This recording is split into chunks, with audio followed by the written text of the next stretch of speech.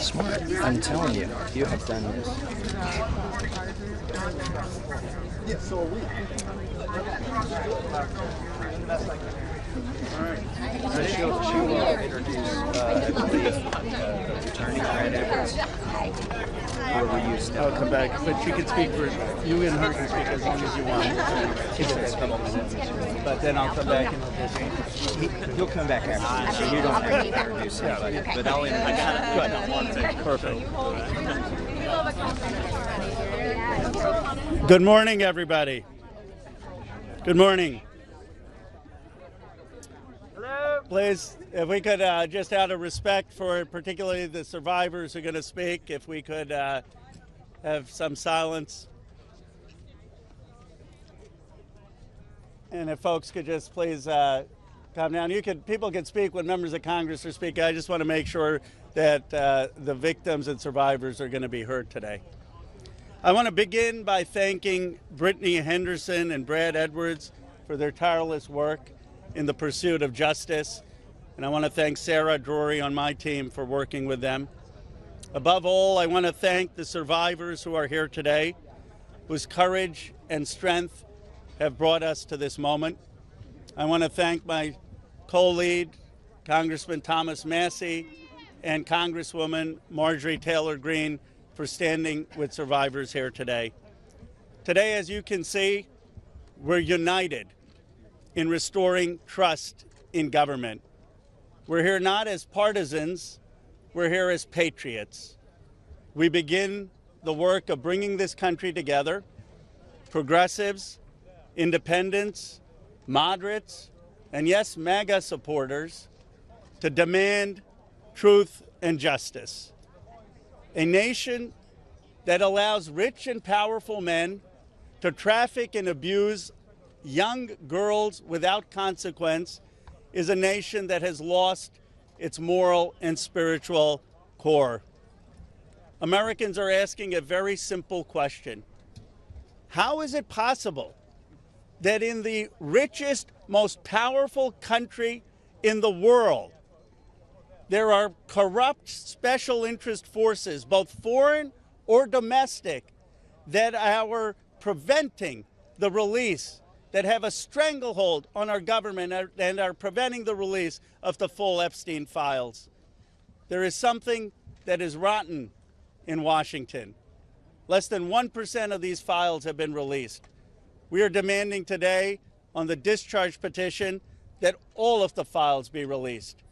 We know we have 212 Democrats and we have 4 Republicans, courageous Republicans like Thomas Massie, Nancy Mace, who was so emotional yesterday after talking to the survivors, Congresswoman Boebert, and Congresswoman Marjorie Taylor Greene. We need just 2 more signatures to force the release. So we gather here on the steps of the Capitol to confront these corrupt forces. Today we stand with survivors. We stand against big money. We stand to protect America's children. That is really what this is about. I now want to bring up my Republican colleague, Thomas Massie. He has shown so much courage, so much leadership. And I saw some people, I say the same thing about Marjorie Taylor Greene. She has shown so much courage on this issue. I saw some people when I was coming here calling her names. We've got to stop that. We've got to stop the partisanship on this issue. This is an issue where they both have shown real courage and leadership, and I appreciate them joining us today. Congressman Massie.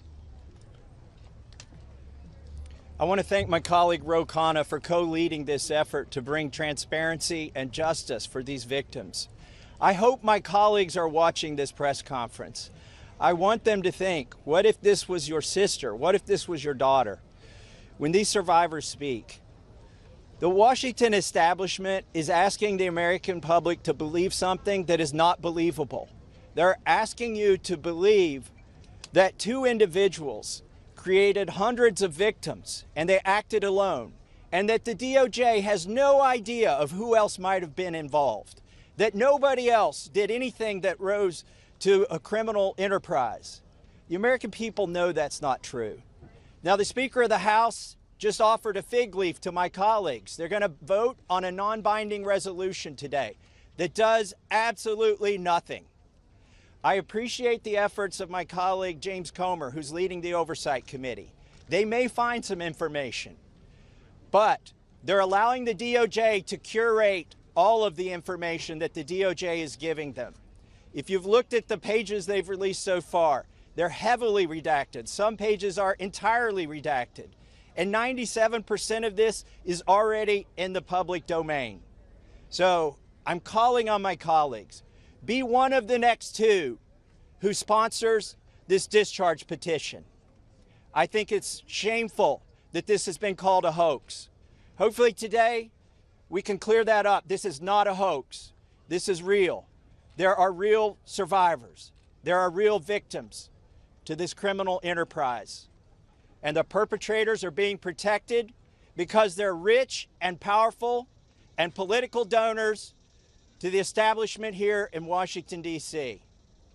So today we're standing with these survivors, and we're giving them a voice, and I want to close by thanking them.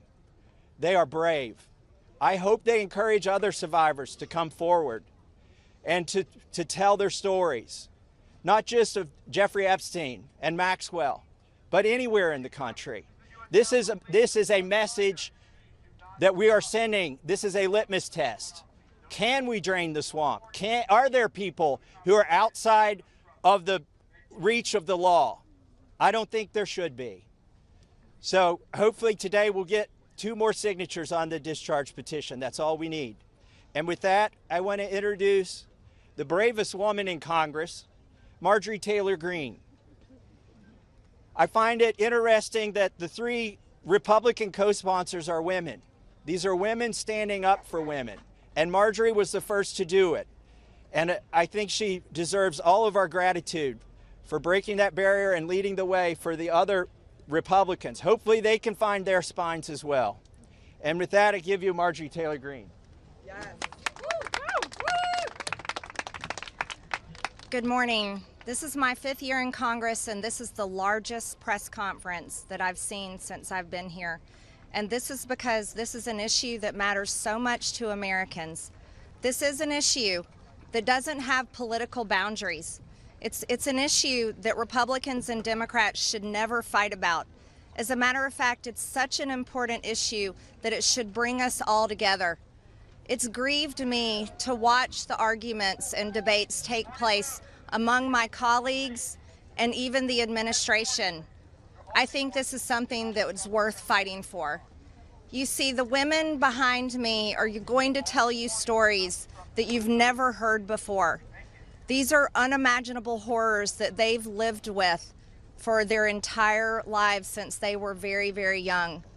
But these are also similar stories that many children, teenagers, women, and even men are enduring nightmares right now as we speak.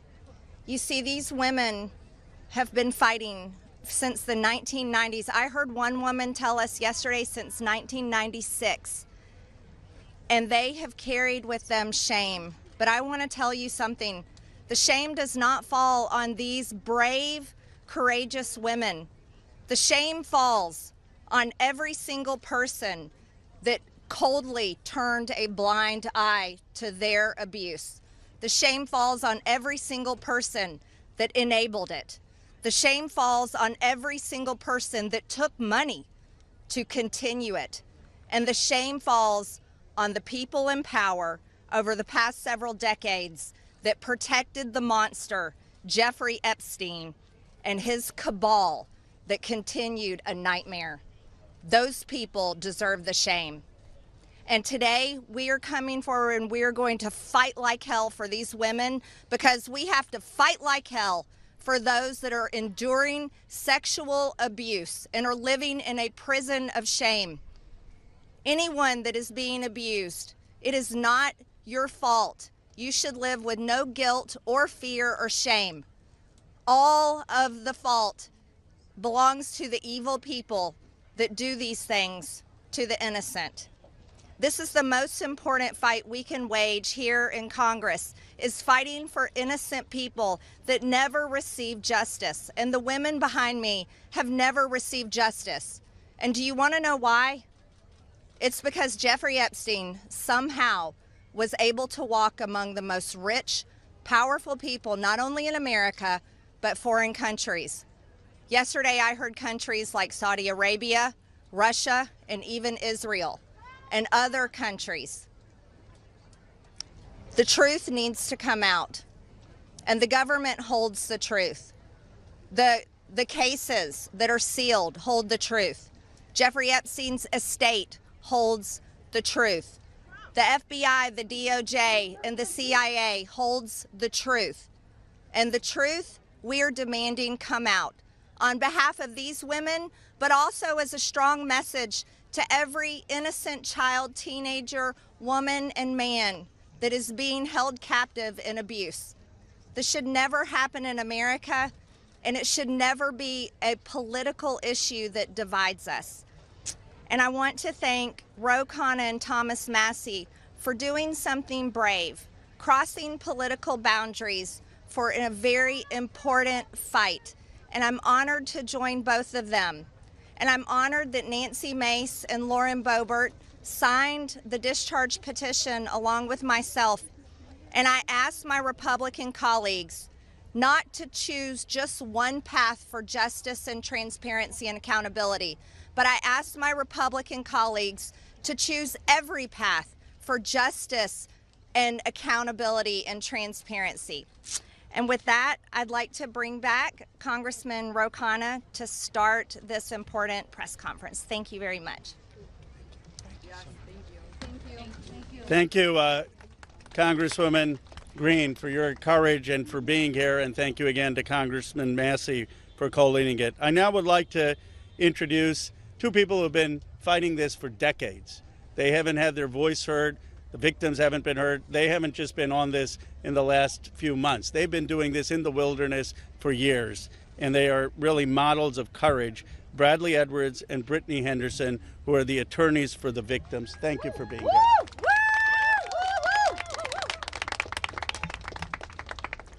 Thank you, Ro and Thomas Massie. I really appreciate you putting forth this discharge petition. It's tough to understand that we have to be here because this doesn't seem like a partisan issue.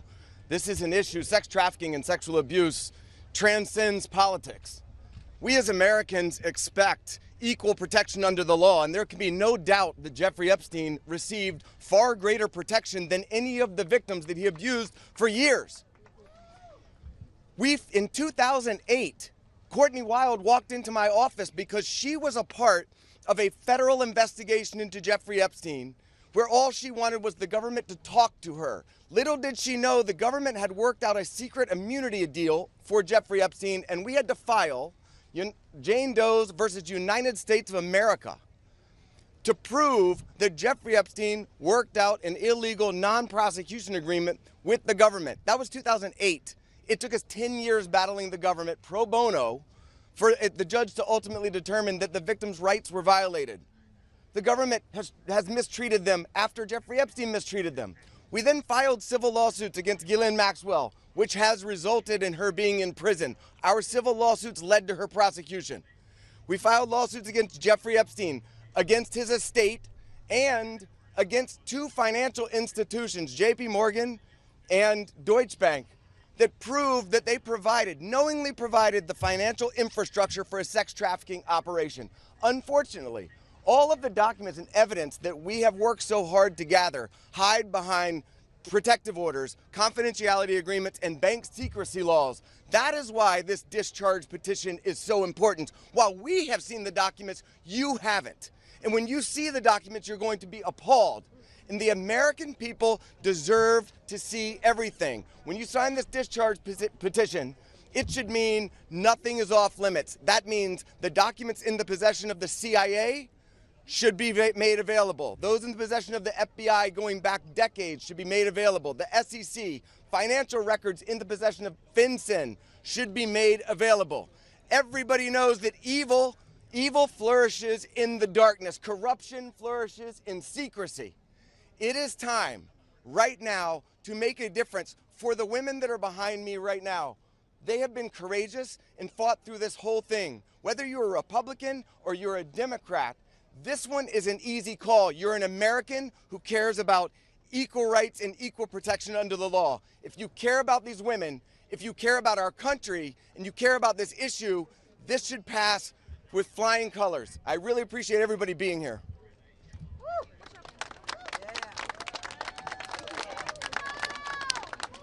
Hi, good morning. My name is Brittany Henderson, and I think in addition to thanking the wonderful congressmen and women who are here today, we need to thank the women, and not just the women who are going to speak, but the other women who are standing behind them, along with other lawyers, Sigrid McCauley, and people who have been fighting for a very, very long time for the world to give this kind of attention to an issue that it should have had forever.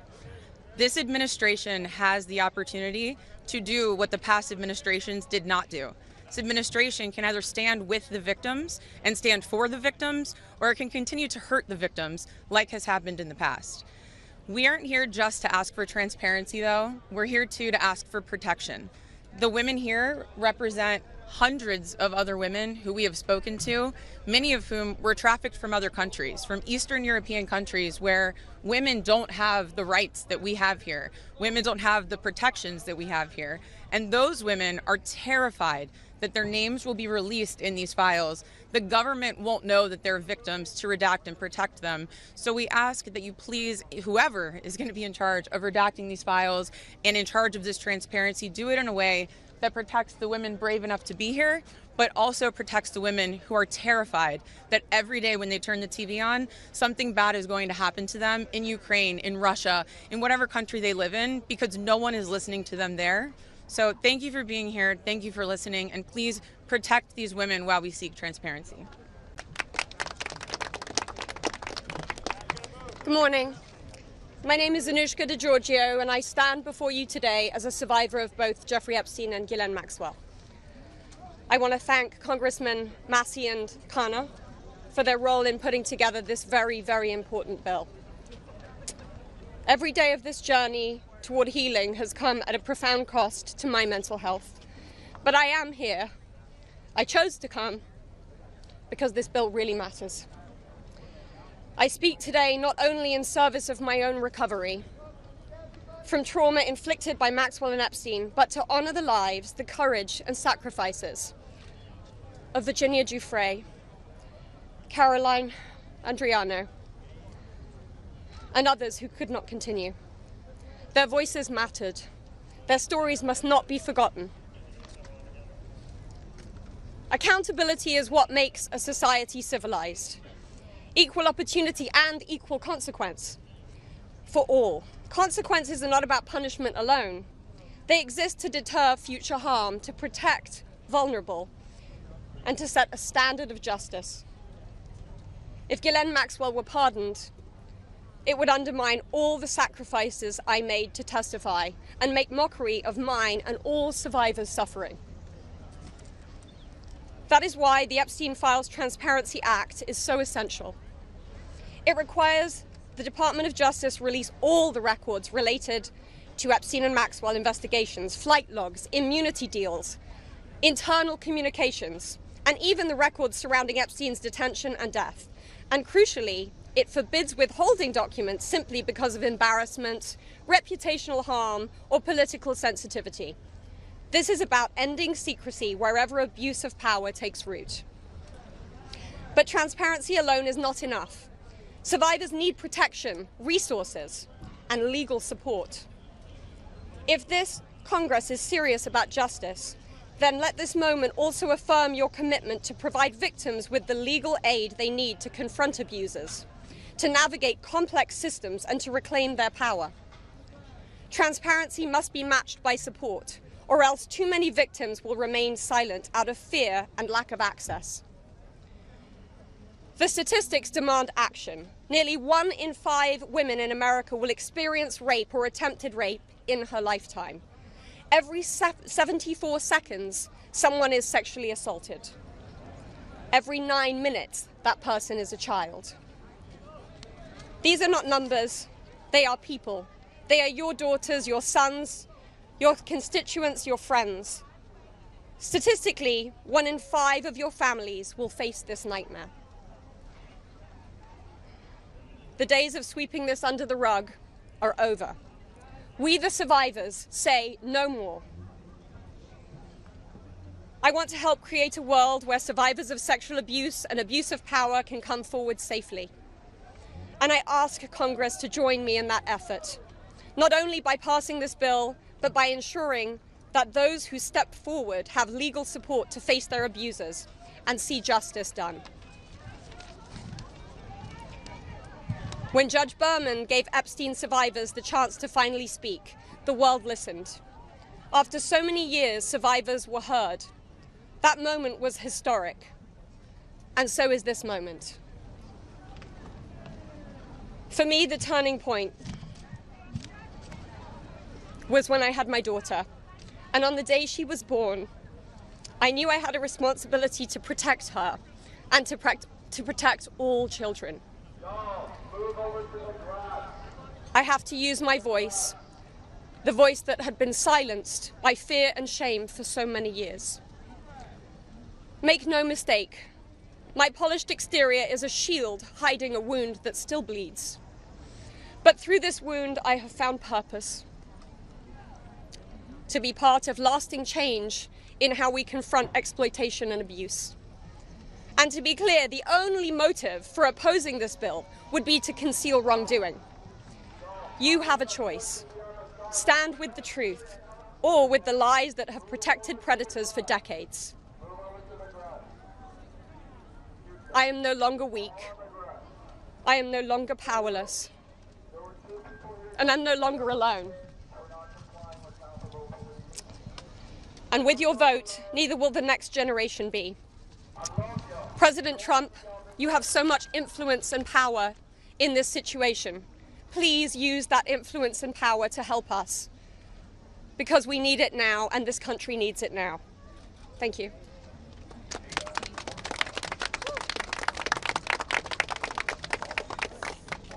Hello. My name is Annie Farmer, and I was 16 years old when I was flown to New Mexico to spend a weekend with Epstein and Maxwell. That same year, 1996, my sister, Maria Farmer, reported what happened to me there, along with reporting her own assault at their hands and their theft of sensitive photos of herself, of me, and our younger sister that she had taken for her work as a figurative painter. I am now 46 years old. 30 years later, we still do not know why that report wasn't properly investigated, or why Epstein and his associates were allowed to harm hundreds, if not thousands, of other girls and young women. We have never been told whether those images were found when they discovered a large amount of child sexual abuse material on his property. As a psychologist, I understand that when the systems meant to protect us recreate the abuse cycle, the betrayal that occurs can be just as damaging as the original trauma. This happens when survivors of these crimes are not believed, when our well-being is not weighed as heavily as those who have more resources or more privilege, and when perpetrators of these crimes are given a platform rather than the survivors of them. For so many years, it felt like Epstein's criminal behavior was an open secret. Not only did many others participate in the abuse, it is clear that many were aware of his interest in girls and very young women and chose to look the other way because it benefited them to do so. They wanted access to his circle and his money. Their choice to align with his power left those of us who had been harmed by this man and his associates feeling very isolated. I could never have imagined being here today and this chorus of support that we have all received. I have been sent so many notes and messages from people with no direct connection to this case who've expressed their solidarity with us. And I believe that is because, in part, as Anushka explained so well, this is an extremely widespread issue of child sexual abuse, of sexual exploitation, of sexual violence. This affects almost every family in some way.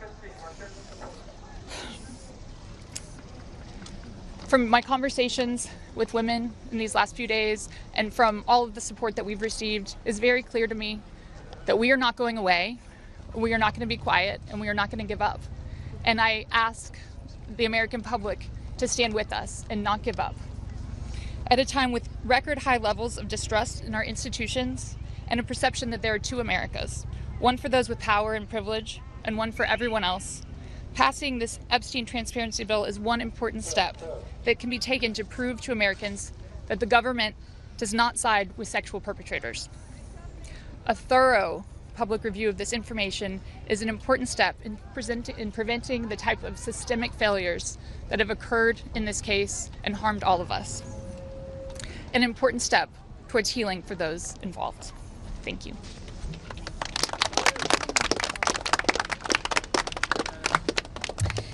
Hello, everyone. I'd like to say thank you, everyone, for being here today on this very powerful and special day for all of us here. My name is Marina Lacerda. I was minor victim 1 in federal indictment of Jeffrey Epstein in New York in 2019. I was one of dozens of girls that I personally know who were forced into Jeffrey's mansion on 9 East 71 Street in New York City when we were just kids. Today is the first time that I ever speak publicly about what happened to me. I never thought that I would find myself here. The only reason that I am here is because it feels like the people who matter in this country finally care about what we have to say. As an immigrant from Brazil, I feel empowered knowing that the little girl struggling to get by at 14 and 15 years old finally has a voice. For the first time, I feel like I matter as an American. I was only 14 years old when I met Jeffrey. It was the summer of high school. I was working 3 jobs to try to support my mom and my sister when a friend of mine in the neighborhood told me that I could make $300 to give an older guy a massage. It went from a dream job to the worst nightmare. Jeffrey assistant Leslie Groff would call me and tell me that I needed to be at the house so often that I ended up dropping out of high school before 9th grade. And I never went back. From 14 to 17 years old, I went and worked for Jeffrey instead of receiving an education. Every day I hoped that he would offer me a real job as one of his assistants or something important. I would finally have made it big, as, like we say, the American dream. That day never came. I had no way out. I was, until he finally told me that I was too old. There are many pieces of my story that I can't remember, no matter how hard I try. The constant state of wonder causes me so much fear and so much confusion. My therapist says that my brain is just trying to protect itself, but it's so hard to begin to heal knowing that there are people out there who know more about my abuse than I do. The worst part is that the government is still in possession right now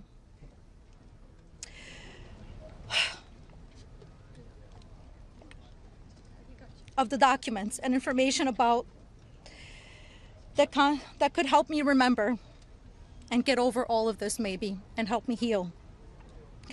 They have documents with my name on them that were confiscated from Jeffrey Epstein's house and could help me put the pieces of my own life back together. But I don't have any of it. And I know the same is true for many of these women.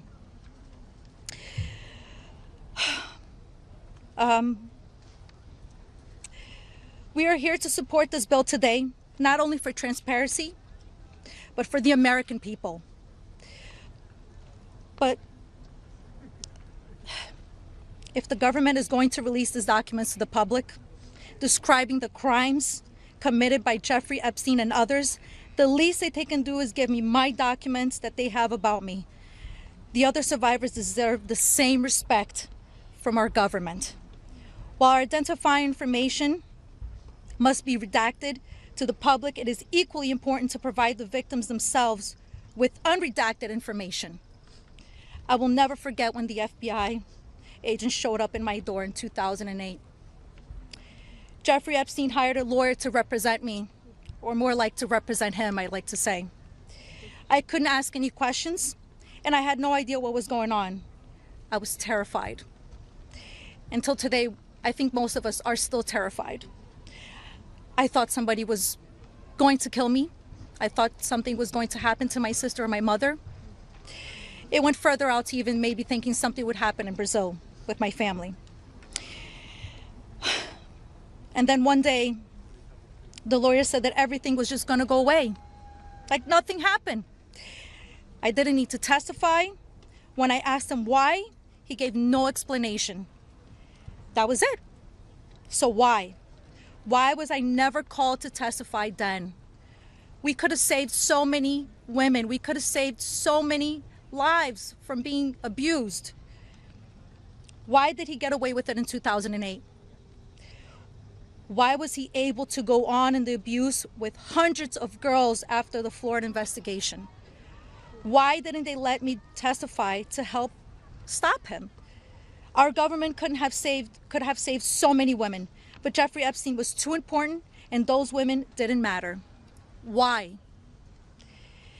Well, we matter now. We are here today and we are speaking and we are not going to stop speaking. Today, I stand here with the women who have really helped me to find the strength to come out and come forward to share my story for the very first time. Together, we are stronger than ever. While she may not be with us, Virginia Roberts, we will continue to use our voices to strengthen yours always. Thank you.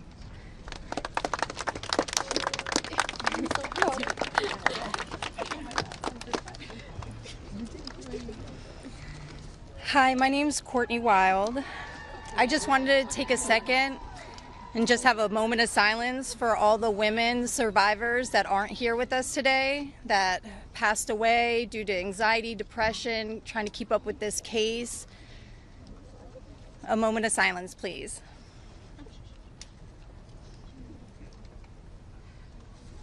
Thank you.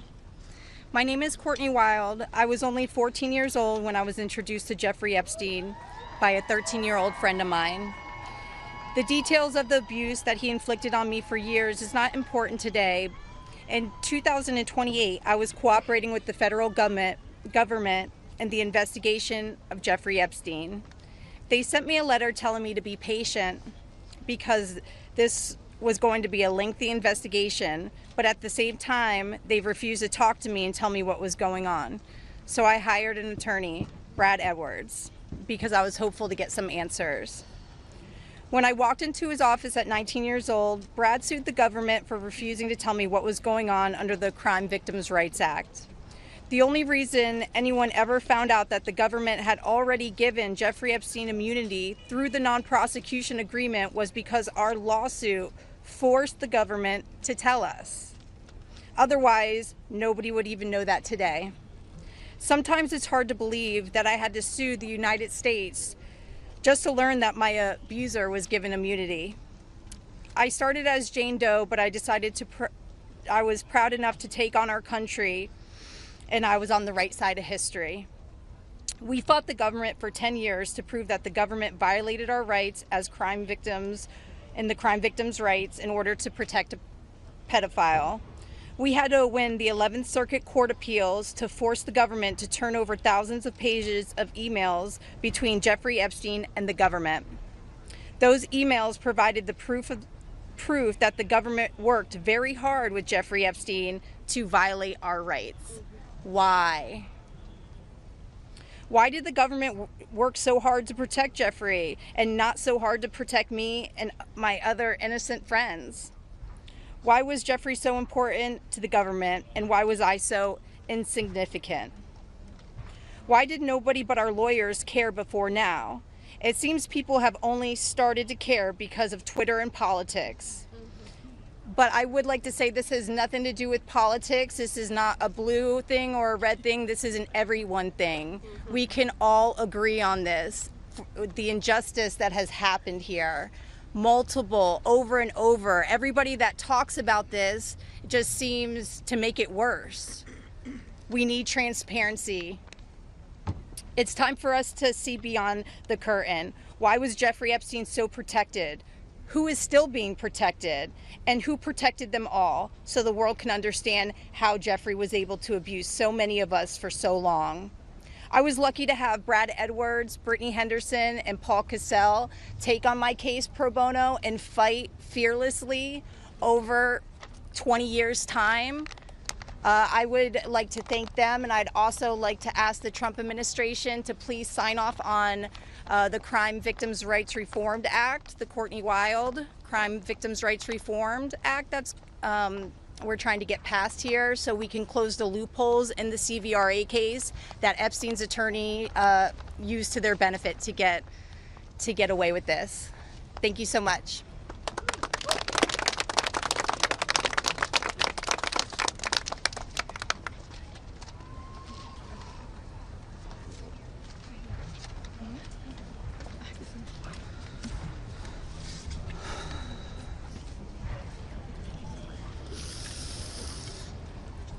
Good morning.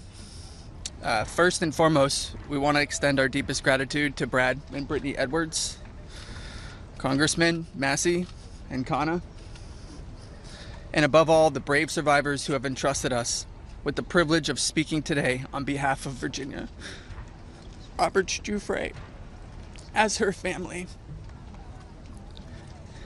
We are here today because we support H.Res.581, the Epstein Files Transparency Act, in its entirety. But as much as this bill is about shining a light on truth, it's not just about the bill. This is about justice. This is about survivors. This is about justice against the rich and powerful who have stolen something from these women and many children at the time, their freedom. The freedom to live their life without mental and physical scars that have been inflicted upon them by those who thought they were untouchable. The same freedom that these monsters took from these survivors, they should never be afforded. They should never be allowed to continue their lives with impunity. Let's be clear. This is not a political issue. This is not about left or right. This is about humanity. This is about doing what's right. And this is about ensuring that the future we leave behind isn't one where the powerful can hide behind their wealth, their influence, and their money to evade justice. Our plea to you, whether you're a dad, a mom, a brother, or a sister, look your young ones in the face, look them in the eye, and tell them you didn't stand against the very people who raped, molested, and preyed upon children and young women. Tell them you were willing to negotiate a deal.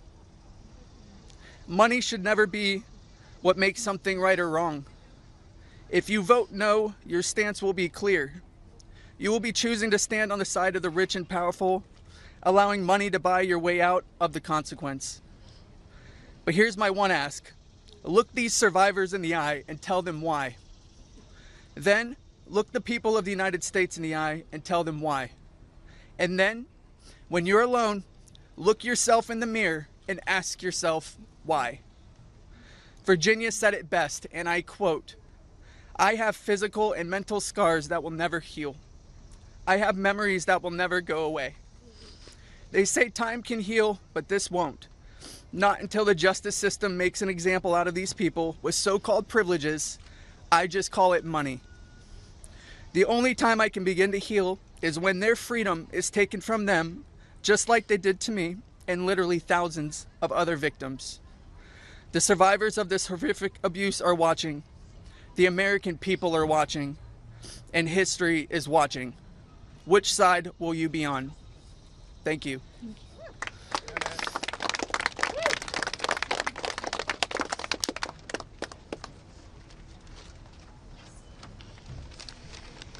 Hello, my name is Jenna Lisa Jones, and I was only 14 years old when my friend brought me over to Jeffrey Epstein's house in Palm Beach in 2003. I had a terrible home life, but I was such an innocent kid then. I always did my best in school, and I had such a positive outlook on life. Until that day that I met Jeffrey, I have never been more scared in my life than I was that first time that he hurt me. I remember crying the entire way home, thinking about how I couldn't ever tell anyone about what actually happened in that house. This guy was so rich and had so many pictures with so many famous people, and no one would have ever believed me if I told them. I want to thank Congressman Rowe and Congressman Thomas Massie for having me here today. It was really hard for me to find my voice and to become strong enough to speak about my abuse. I didn't come forward until 2019, and even then it was like I was afraid of a ghost. I know that I was just a little kid, but sometimes I still feel like it is my fault that this happened. Being given the opportunity to speak at the United States Capitol building about something that is so important, not just to me and the women before you, but to the entire country. Together, we can finally make a change. And that is thanks to the people like these two congressmen and their teams who actually care about the victims. If you are a member of Congress and you are listening to all of us speak here today, please really listen to us. Please vote for this bill to be passed. Please recognize how important it is for transparency relating to Jeffrey Epstein. Whether you are a Democrat or a Republican, this does not matter. This is not about sides. You are an American, and you are a person who has chosen to serve in an elected position to stand up for those you represent who cannot always stand up for themselves. We are those people. We are the Americans that you promised to protect, and we need your help. Please, President Trump, pass this bill and help us. Make us feel like our voices are finally being heard. Thank you.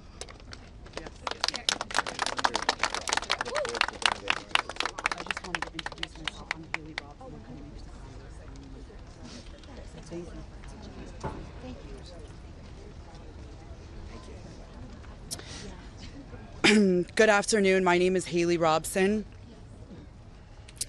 I was a 16-year-old high school student athlete who made good grades and had high aspirations for college when I was recruited and asked by a classmate of mine alongside with a 20-year-old male if I wanted to give an old rich guy a massage. But what high school girl would not want to do that? That day changed my life forever. And when I got into the massage room, Jeffrey Epstein undressed and asked me to do things to him. My eyes welled up with tears, and I have never been more scared in my life. When it was over, he paid me $200 and requested in exchange that I bring a girl each time to make another $200. I told him I did not want to do that, and then he gave me an ultimatum. Either you come here and massage me when I call you, or you bring me friends of yours to massage, and I will give you $200 per girl for each time she comes. I felt and hoped to never hear from him again, but he called me every day. He was so wealthy and powerful, and he would not let me go. I felt I had no choice. If I disobeyed him, I knew something bad would happen. So knowing I did not want to be sexually abused, I started to bring him other girls from my high school, and he paid me $200 for bringing them. I just hoped each time it would be the last time. One day, the stepmom of one of the girls brought him and called the police on Jeffrey Epstein. The police then called me in for questioning. I had told them the truth despite the fact that I was a teenager and a minor, and I was able to tell the police the names of all the other victims. The police treated me like a criminal. I had, by this time, had turned 18. I had been with Jeffrey since I was 16 and for 2 years. So they had told me So they told me I was going to be arrested. My name was then distributed to the press as a co-conspirator of my abuser, who I detested. My entire world was crashing in around me, and I started being threatened and bullied, till this day still receiving death threats. I was singled out and for many years had to suffer a smear campaign of lies about me because of the way that I was portrayed by the press. The press made me out to be a predator when I was just a 16-year-old little girl who was sexually abused by a powerful man and an evil man. For years, I had no friends. my boyfriend was murdered, and there was nowhere to turn. The government, after investigating more, learned that I was true a victim, but the damage was done and it was too late. There was no way to undo the harm the press had caused me. In 2019, I met Brad Edwards and Brittany Henderson. They changed my life and they believed in me and have helped me to finally heal. Healing is a process, and I may never get there. But the passage of this bill requiring the government to produce all the evidence that it has gathered on Jeffrey Epstein and Ghislaine Maxwell is a huge component of healing for me and for the many other women who have suffered for so long. For many reasons. First, we and the rest of the world need answers. Why was he so protected? And why didn't anyone ever care to stop him? It doesn't take a brain surgeon to know that if he is spending thousands of dollars a day paying high school girls he abuses and had a lot of access to cash. I learned through my attorneys in the JP Morgan class action case that there were years when his staff withdrew over $1 million in cash a year. Was that not a big enough red flag? There were wire transfers to other victims, and the government did not protect us. The banks did not protect us. So lift the curtain on these files and be transparent. Every single time a new conspiracy gets circulated in the media, whether he is still alive, what powerful person had him murdered, who was on the Epstein client list, and there are names going around on TikTok and Instagram, we, the survivors, are suffering severely. We take our kids to school and everyone is talking about it. We can't read the news or do anything without hearing crazy stories that are only able to live on because the government continues to hide the evidence and the truth. So people just make up stories. Those stories hurt. They hurt real people who have already been hurt. And we have lost so many Epstein victims to suicide, and maintaining the real truth in secrecy only allows for conspiracy theorists to tell lies that drives up our anxiety and fears and will continue to lead to more pain, more suffering, and honestly, more deaths of innocent victims. It's time you do is right by us. Unseal all the documents. We are requesting transparency, and I am requesting every congressman and woman that goes against this bill be outed. I want to know. Thank you.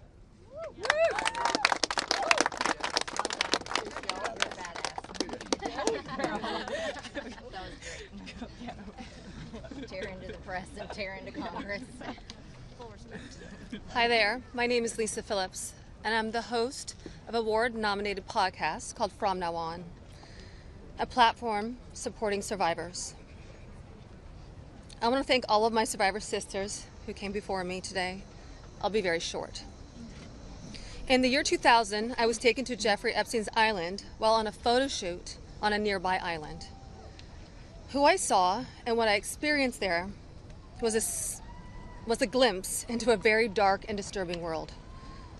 For years after, I tried to avoid Jeffrey, but he had introduced me to Katie Ford, the owner of the Ford modeling agency. Epstein's reach went to the very top of fashion, arts, and entertainment. This did not just happen to underage girls in Florida. In New York City, hundreds of young, ambitious women were abused by him. Epstein was not just a serial predator, he was an international human trafficker. And many around him knew, many participated, and many profited. And yet, he was protected. So I stand here today for every woman who has been silenced, exploited, and dismissed. We are not asking for pity. We are here demanding accountability, and I'm demanding justice. Congress must choose. Will you continue to protect predators, or will you finally protect survivors? And also, I would like to announce here today, us Epstein survivors have been discussing creating our own list. We know the names. Many of us were abused by them. Now, together as survivors, we will confidentially compile the names we all know who were regularly in the Epstein world. And it will be done by survivors and for survivors. No one else is involved. Stay tuned for more details.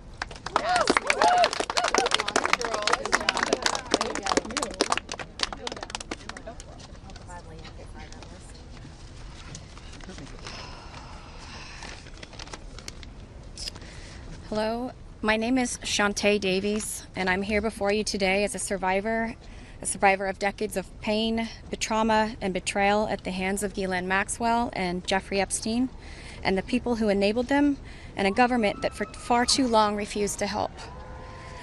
In 2002, I was living in California, a young woman with high aspirations of becoming an actress. I was already beginning to make a name for myself in the industry.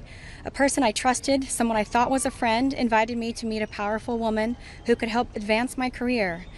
That woman happened to be Ghislaine Maxwell.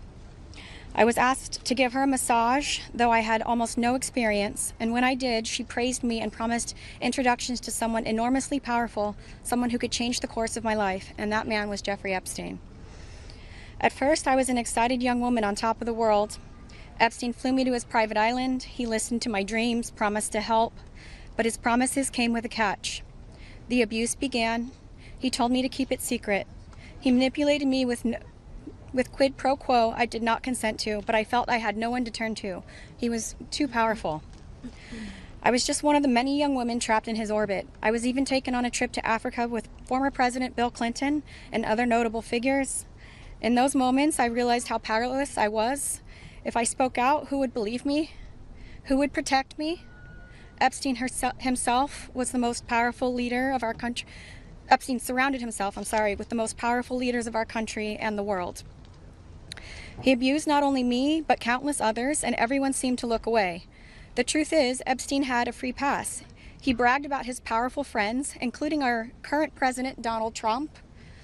It was his biggest brag, actually. And while what I endured will haunt me forever, I live every day with PTSD. I live as a mother trying to raise my child while distrusting a world that has betrayed me. This kind of trauma never leaves you. It breaks families apart. It shapes the way we see everyone around us. But one thing is certain, unless we learn from this history, monsters like Epstein will rise again. There are files, government files, that hold the truth about Epstein, who he knew, who owed him, who protected him, and why he was allowed to operate for so long without consequence. Why was Maxwell the only one held accountable when so many others played a role? Why does the government hide this information from the public? This secrecy is not protection, it's complicity. And as long as the truth is buried, justice will remain out of reach. That is why this bill matters. Passing it will, bless you, ensure that the suffering of survivors is not in vain.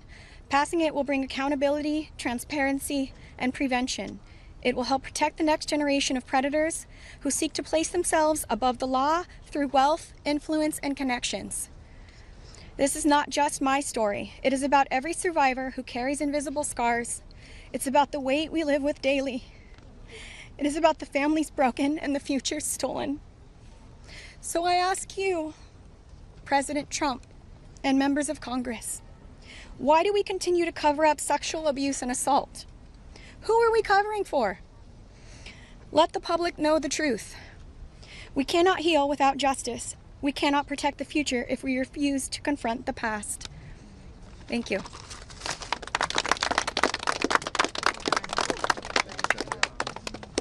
Let's just give a round of applause for all the courage and strength that the survivors have shown.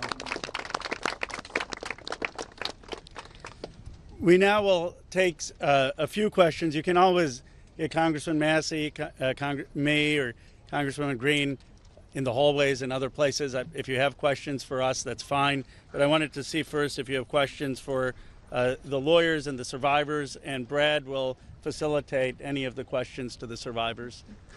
Yes? Yeah, this question would be for the survivors, Mr. Edwards. The president has said that this Epstein issue is a hoax, is the words that he used. Can we get your reactions to what you think when you hear him say that? I'll answer that. Mr. President Donald J. Trump, I am a registered Republican, not that that matters because this is not political. However, I cordially invite you to the Capitol to meet me in person so you can understand this is not a hoax. We are real human beings. This is real trauma. What does it feel like emotionally to hear that? Devastating. It's being gutted from the inside out. Not that I would know what that feels like, but I imagine it's the anxiety buildup with the depression and the survival mode, and then your nervous system goes limp and ironically is shot. And it feels like you just want to explode inside because nobody, again, is understanding that this is a real situation. These women are real. We're here in person. To say that it's a hoax is just not... Please humanize us. I would like Donald J. Trump and every person in America and around the world to humanize us, to see us for who we are and to hear us for what we have to say. There is no hoax. The abuse was real. Now, what goes on behind closed doors, I can't speak for that. What happens around the world politically, I cannot speak for that. But I am here with all of these women, including our attorneys, and I would be more than happy to meet with him, and I will meet him halfway. Ms. Edwards, I wonder if any of the victims could respond to the news from recently about Ghislaine Maxwell being transferred to a lower security prison in the aftermath of speaking to Todd Blank. You want that one? About her transfer to a... Oh, yeah. Sure. I'm happy to speak to that. We were horrified to learn that she had been transferred to a prison camp. She is someone who was found guilty by a jury of sex trafficking. She not only, we often hear that she procured women for Jeffrey, which I think is a very sort of polite and minimizing term. She also participated in the abuse. She was a major architect of the scheme. And the fact that she has painted herself as a victim, I think is disgusting. And it was horrifying, I think, to us that we were not told about her prison transfer. We found out about it in the news. Just 1 minute, I think Anushka maybe has mentioned. So, Anushka DiGiorgio, I testified alongside Annie at the trial of Ghislaine Maxwell. I was horrified when I found out not only had Ghislaine Maxwell been transferred to what's called a low security. It's really is like a holiday camp, and then afterwards I got a notification from the Department of Justice telling me that this was going to happen, when it had already happened. This woman abused children.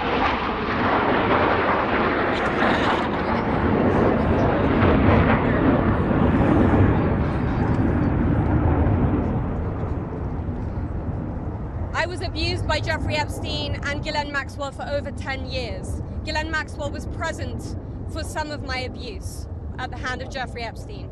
She was present, she was complicit, she was enabling, and it is appalling and disgusting.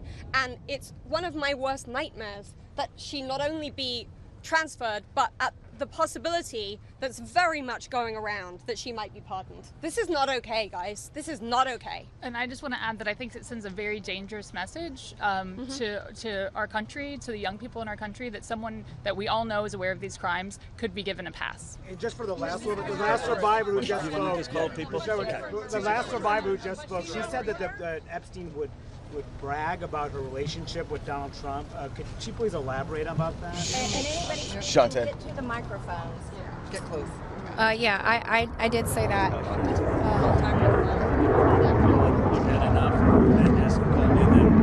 Massie and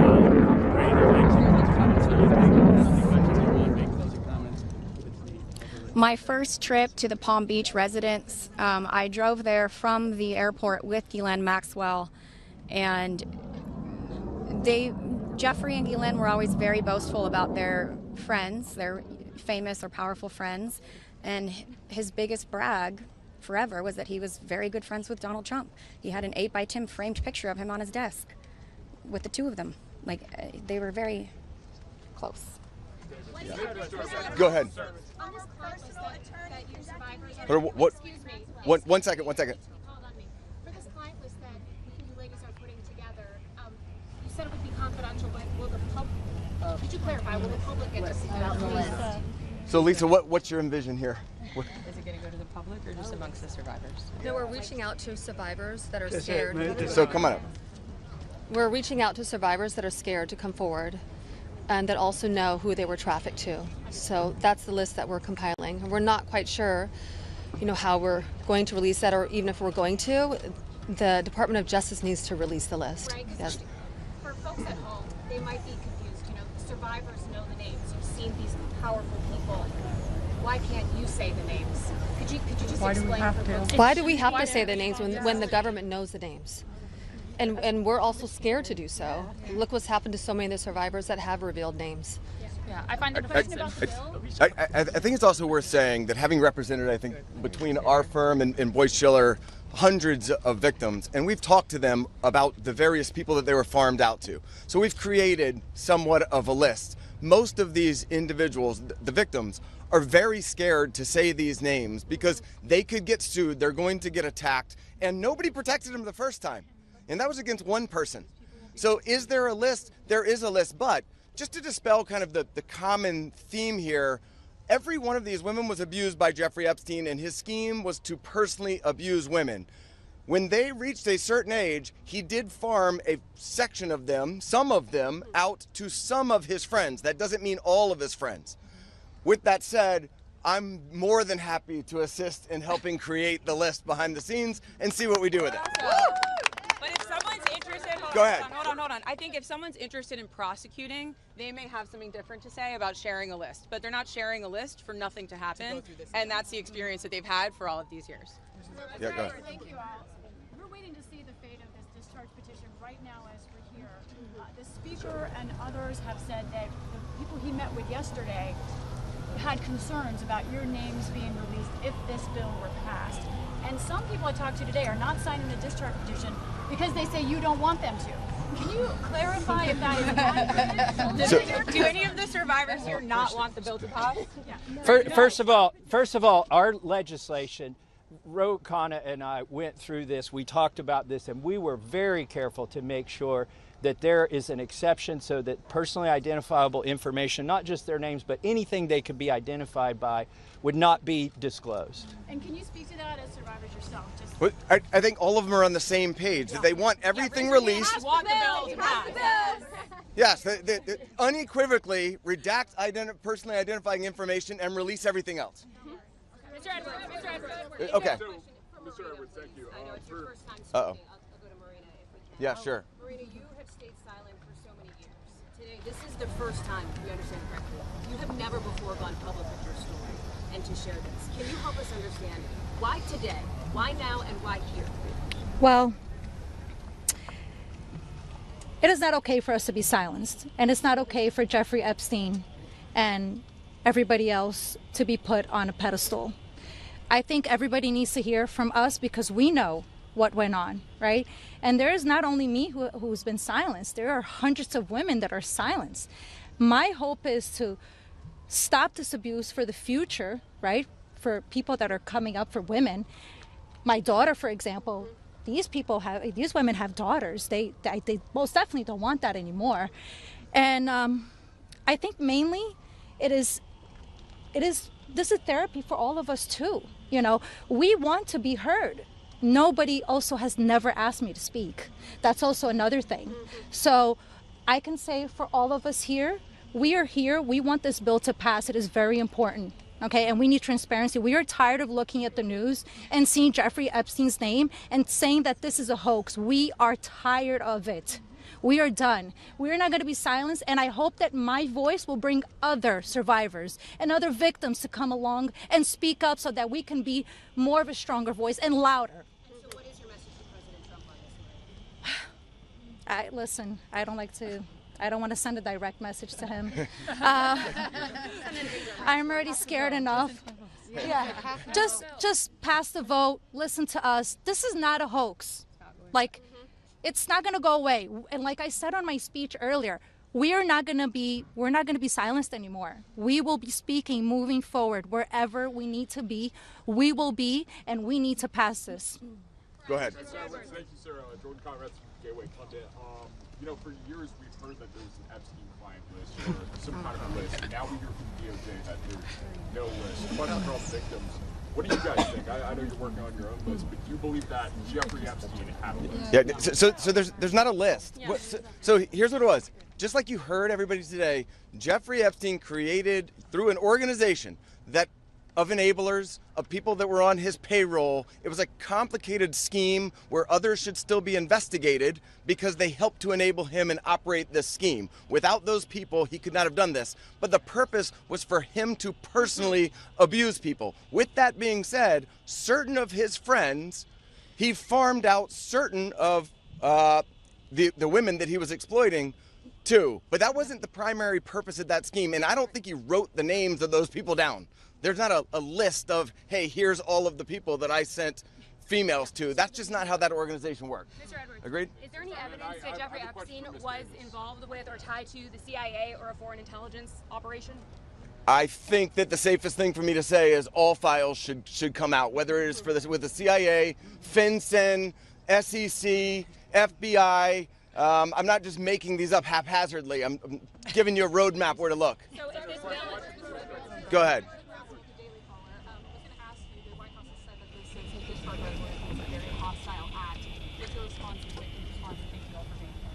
I'll go first and then I'll let them. They're much more important than me, but I don't understand why it's a hostile act. I can tell you that I talked to President Trump back in 2009, and several times after that, he didn't think that it was a hoax then. In fact, he helped me. He got on the phone. He told me things that were helping our investigation. Now, our investigation wasn't looking into him, but he was helping us then. He didn't treat this as a hoax. So at this point in time, I would hope that he would revert back to what he was saying to get elected, which is, I want transparency. This about face that occurred, none of us understand it. In fact, I don't understand how this is an issue that's even up for debate.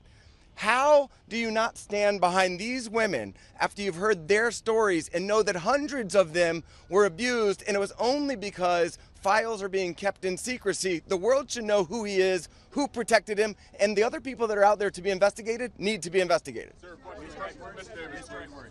Are there any people who are currently serving in government who are named, who you know of, are in these files, who you had relations with, anything of that sort, who Jeffrey Epstein connected you with? Are you willing to say yes or no?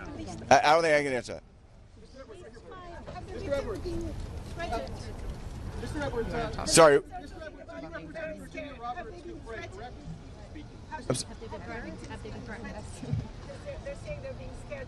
I think she's referring to my speech.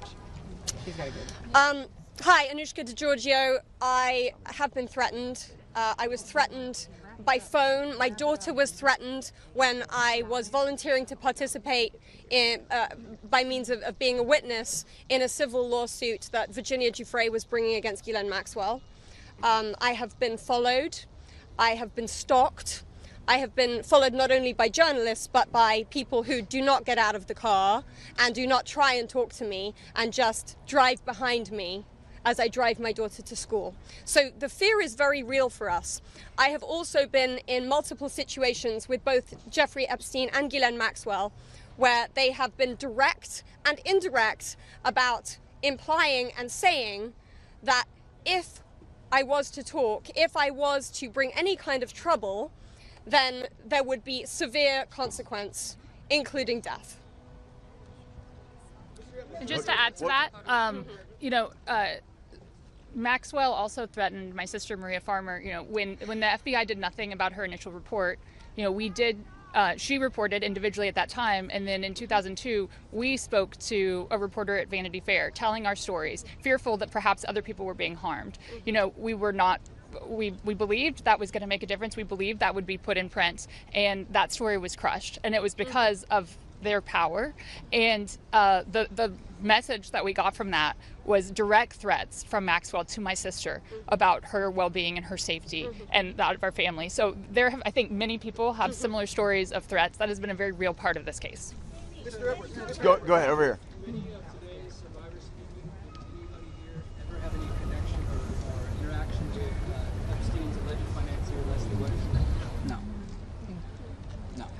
Nope.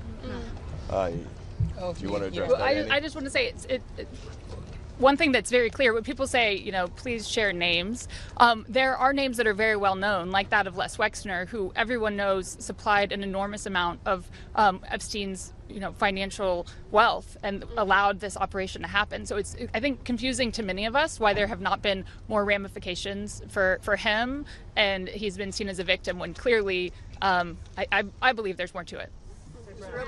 But, yep. Yeah, so you represented Virginia Roberts for many years. She eventually had to recant the allegations that she made against Alan Dershowitz. She alleged that We're not talking. All right, next question. Next question. Thank you. Who's next? Why is it that she should be? Yeah, no, we're not answering your question. Anybody else? Go ahead. How did the victims feel about the interview that was given to Ghislaine Maxwell? There's a woman trying to say something. That's better. Okay, ma'am, I think that you had a question. When you talked in the past on Oh my God. MSNBC about the existence of the Epstein birthday book, have you yourself in the course of litigation seen it? I don't know that we're able to reveal what we've seen and what we have not seen by way of protective order, but my point being in that circumstance was if anybody wants answers, there's an easy place to get it. I told you where to get it. I said the estate of Jeffrey Epstein has it. Serve a subpoena on them. They'll turn it over. And if we had served a subpoena on them in the past, they would have turned it over and we would have seen it, which I don't usually miss subpoenas like that. So there we go. Mr. Edwards, can you elaborate Go ahead. on the? Just say one thing on that. You know, to your question about the allegations, there's a simple answer. Release the files. Let the American public decide. Instead of harassing, instead of I gave you your say. Look. You're hired by Dershowitz. But you know, even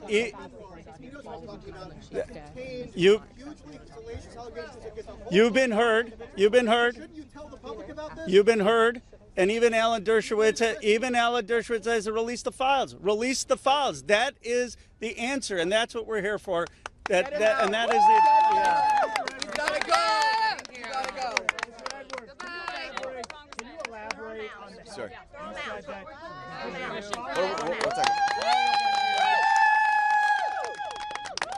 Yeah. You said that Donald Trump gave you help in 2009. Can you elaborate on your interactions with Donald Trump back in 2009? And for any of the victims, they didn't ever see the president, well then not the president yet, but they didn't ever see Trump with Epstein in any way.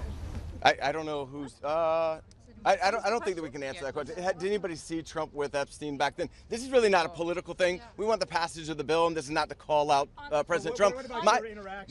My point was that he was friendly back then, did not think that it was a hoax, and was trying to help. And now it seems like all of a sudden somebody's in his ear and he's not. So I'm hoping he'll come back to where he was back in 2009, be on the side of the victims and stand with us. On the passage of the bill, go ahead.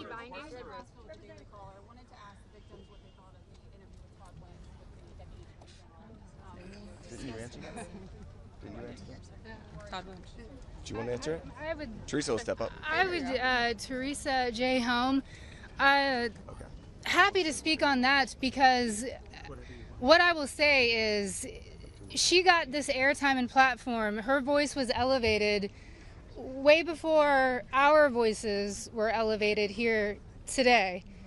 And that same calm, manipulative voice that she had so polite there that day with Todd Blanche was the same polite, coercive, manipulative voice that I heard as she was grooming me to then send me off to the home of Jeffrey Epstein where he would assault me. So that's what she was doing for hours, speaking with me, building relationship with me, building trust with me, allowing me to believe that I was going to get this job, a dream job that I had been recruited from my college, flown across the country from Los Angeles to New York City to interview, so I thought. So her voice that day was the same voice that sent me off to a monster. So nothing can be believed from what she says because she's been charged with perjury. I myself could sit there and listen, and as I did, I sat there and listened to this woman's voice lie. And there was no pushback from Todd Blanche because does he even have the facts to be able to push back on her? We could sit there and push back. Why didn't we get to attend that? Why weren't we there that day? Or why wasn't even one of us consulted prior to that day in that meeting? And why on earth has she been moved from Florida to her it basically is prison spa. I mean, you know, let's be real. None of us were consulted. I found out, just like everyone here found out, through the media, through all of you. We found out about Ghislaine's transfer. So I'm very angry to sit there and listen. The feelings that come up listening to this woman's voice is repulsive. Yes, I would say it's triggering. We all work very hard on healing, and it still gets to us after 2 decades. It's a very long answer, but it's repulsive to sit there and listen to her voice in her interview. Can we take two more questions? One over here.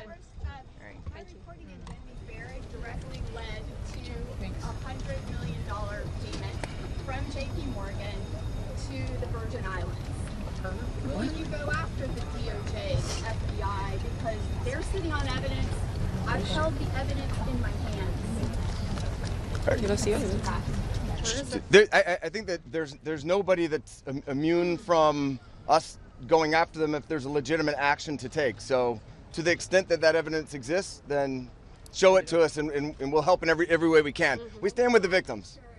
Okay. One more. Can the survivors speak to, speaking of being threatened and being afraid to come forward with the story, to the case of Katie Johnson, who alleged that Donald Trump and Jeffrey Epstein? I don't think we can talk about. I don't think we can talk about that case. I do think it's worth saying, though, despite the comments that he made, Virginia Roberts Giuffre is an American hero. She is somebody.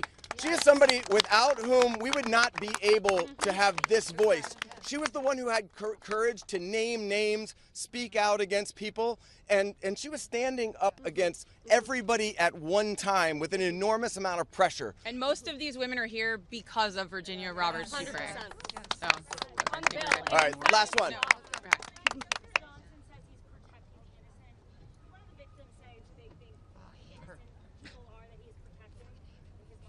Clearly not us.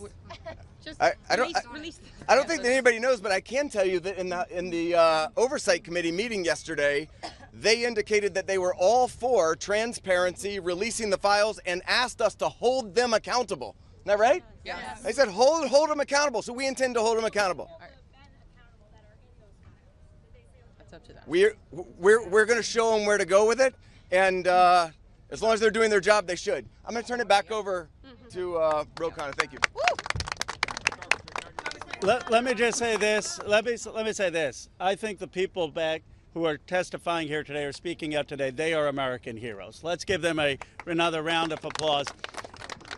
And you say, look, Thomas, Marjorie, and I, we're huge believers in the First Amendment, and we believe in free speech, and we take abuse all the time. But you see, you see why it's so hard to do what they have done, because they come forward and you subject yourself to national scrutiny and national questioning. And I just want to say from the bottom of my heart how appreciative I am and how proud I am of what you've done today. You've made a big difference. Before I bring on Marjorie and then Thomas will have the last word, I want to summarize 3 basic things that I heard from the survivors. First, they want to know why our government covered up for someone rich and powerful. Why is it that we have 2 Americas? People say, why do you need to release the Epstein files if Epstein is dead and Maxwell is in jail? Because we don't know who all was involved in the cover-up. Why are there rich and powerful people who didn't have justice? They want to know that. Second, many said it's important for their own closure. They don't know their own abuse. They want to understand what's in these files for themselves. And third, we heard that there are many others who obviously were involved. And they want to know, and the American people deserve to know what was there in those files. I actually think they're helping us come together as a country.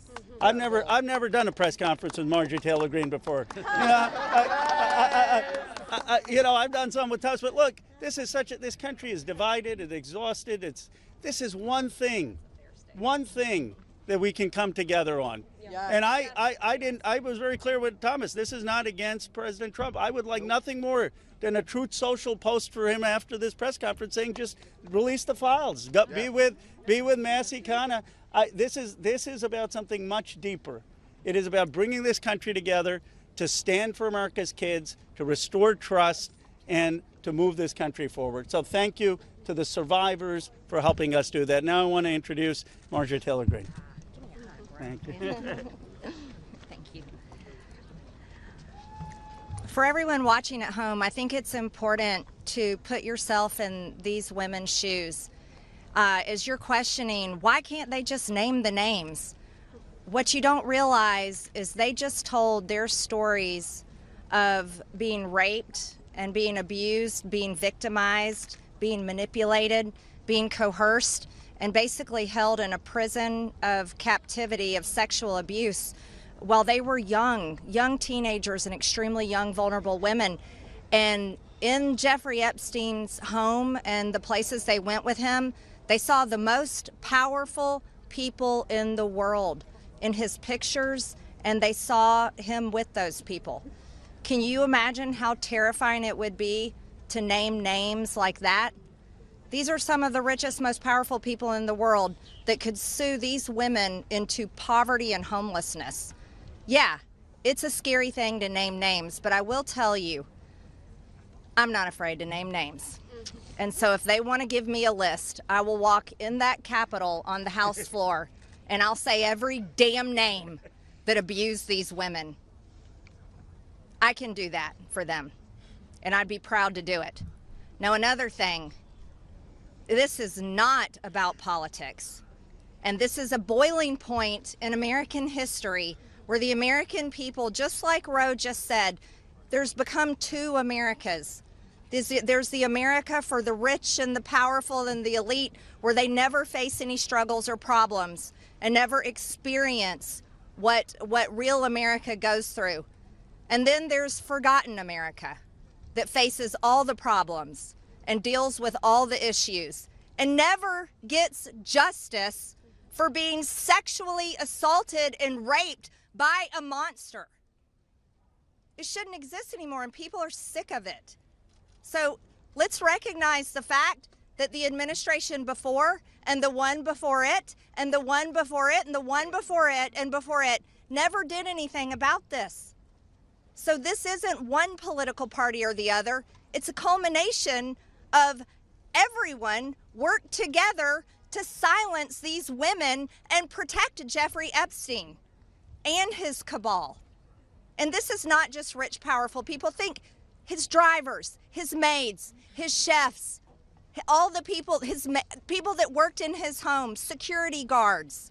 I heard one story from a young woman that was being raped by Jeffrey Epstein when he was out on work release while he was serving time in prison and had an ankle monitor on his leg.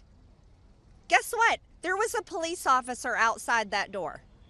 So this list of names is quite a list of names, and it doesn't extend just in the rich, powerful circles. It extends down to the very bottom where people were paid. And again, I will say this, there's victims suffering today in similar circumstances, and they're terrified to name the names of the people that are currently abusing them. And so with these brave, courageous women fighting this fight, this is a fight for women and children and any person that is facing sexual abuse and rape and captivity and human trafficking right now. And so here's what I ask you in the press. Don't go for salacious headlines. Go for the truth and defend these women and help those of us in Congress that are crossing our political party lines for doing the right thing and trying to do it together. And thank you, Roe, and thank you, Thomas. And now I recognize Thomas Massie from Kentucky.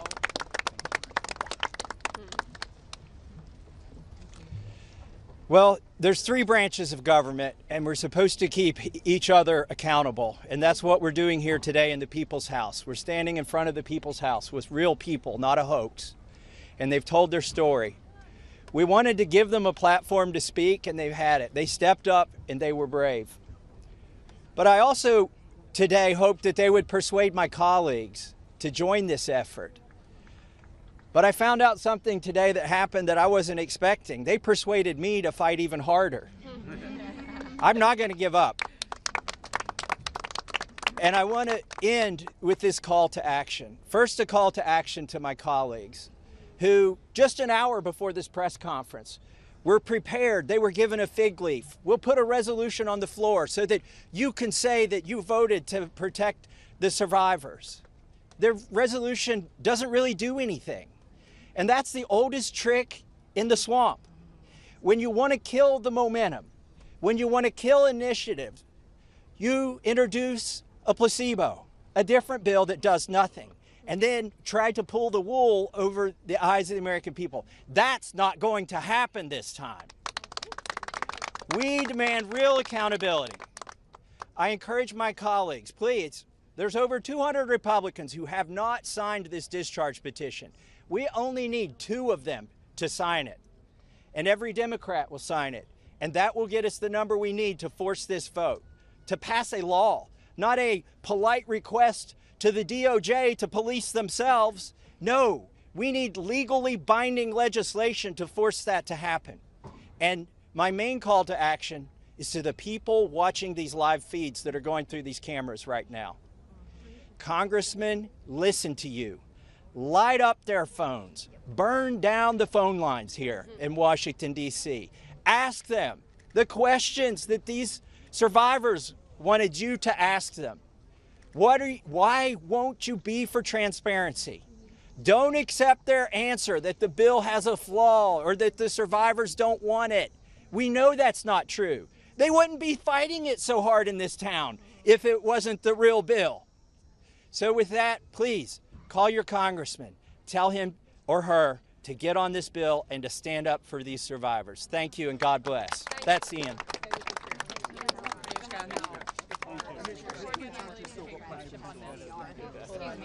Thank you guys very much. This is unbelievable. Thank you so much.